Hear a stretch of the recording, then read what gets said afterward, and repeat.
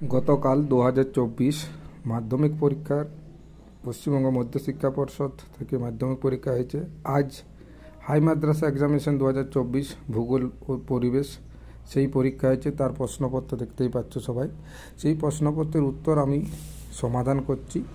দেখো, প্রথমত কোশ্চেন যেটা বলেছে, শুষ্ক অঞ্চলে গিরিখাতকে কি বলা হয়? এরা হচ্ছে ক্যানিয়ন। এরা হচ্ছে ক্যানিয়ন, রাইট অ্যান্সার।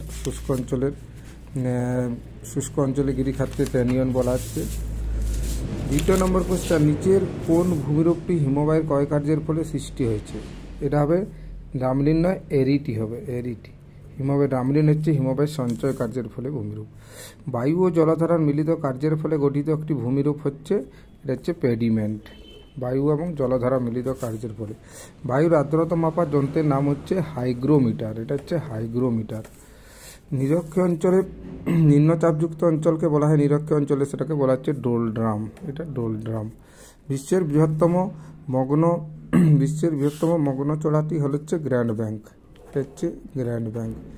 এবারে চলে যাব 7 নম্বর প্রশ্নে চলে যাব। ফ্লাই অ্যাশের উৎস হচ্ছে বায়ুকল নয়, জলবিদ্যুৎ প্রকল্প নয়, তাপ বিদ্যুৎ প্রকল্প, পারমাণবিক বিদ্যুৎ, তাপ বিদ্যুৎ প্রকল্প। এটা হচ্ছে তাপ বিদ্যুৎ প্রকল্প, ফ্লাই অ্যাশ।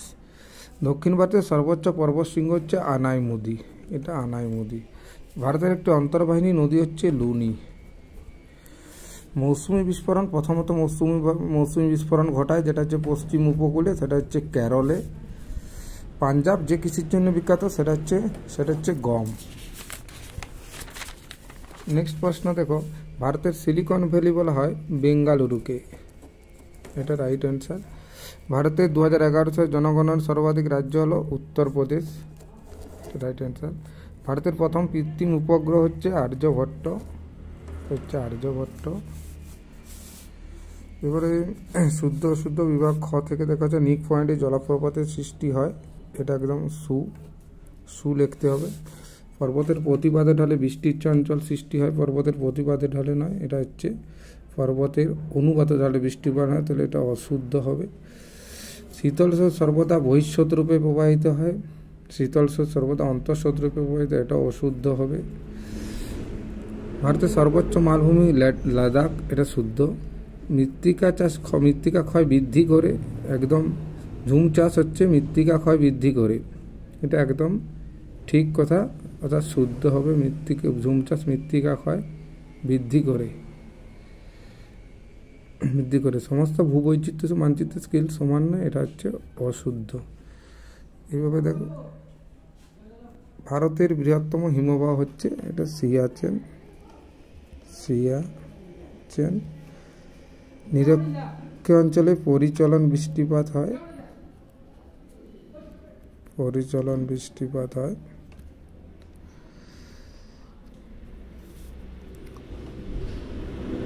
পারদ গঠিত জল দূষণে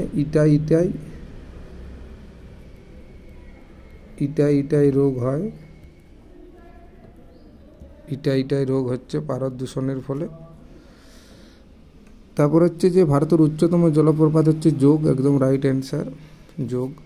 ভারতের মহাকাশগবেষণাগারটা বেঙ্গালুরুতে অবস্থিত। সেটা বেঙ্গালুরুতে অবস্থিত। তারপরের প্রশ্ন দেখো, এই যে বাম দিকে ড্রামলিন বলেছে, দেখো ড্রামলিন হচ্ছে হিমবাহ সৃষ্ট একটা ভূমিরূপ। মরুস্থলী হচ্ছে রাজস্থান হবে। ম্যাগনেটোস্ফিয়ার হচ্ছে বায়ুমণ্ডলের ঊর্ধ্বতম স্তর। তাল হচ্ছে কুমায়ুন হিমালয়ে বা পশ্চিম হিমালয়ের একটি হ্রদ। চিনুক হচ্ছে স্থানীয় বায়ু, চিনুক হচ্ছে স্থানীয় বায়ু। আর কান্ডালা হচ্ছে, এটা গুজরাটে অবস্থিত। তাহলে এটা দেখতে পাচ্ছ ছকটা এইভাবে হচ্ছে। এইভাবে দেখো, এটা পৃথিবীর বৃহত্তম বদ্বীপ গঙ্গা ব্রহ্মপুত্র মিলিত বদ্বীপ। মরু অর্ধচন্দ্রাকার বালিয়াড়িকে কি বলা হচ্ছে? এটা বারখান বলা হচ্ছে। কোন স্তরে অরোরা দেখা যায় না? থার্মোস্ফিয়ারে দেখা যায়। থার্মোস্ফিয়ারে দেখা যায়। থার্মোস্ফিয়ারে। বায়ুর চাপ মাপার একক হচ্ছে মিলিবার। এটা অ্যান্সার হবে মিলিবার। একটি তেজস্ক্রিয় বর্জ্য হচ্ছে, দেখো পারমাণবিক জ্বালানি করেছে এটা। কঠিন ব্যবস্থা একটি পদ্ধতি হলো বর্জ্য পৃথকীকরণ। ভারতের বৃহত্তম মিষ্টি জলের হ্রদ হচ্ছে উলার। ভারতের সর্বাধিক চা উৎপাদন হচ্ছে এটা আসাম, অসম রাজ্য এটা হচ্ছে সর্বাধিক চা উৎপাদক রাজ্য। তাহলে এই কোশ্চেনগুলো সবাই একটু মিলিয়ে নেবে, আশা করি সবার সঠিক হয়েছে। আগামী দিনের পরীক্ষাগুলো ভালো দাও।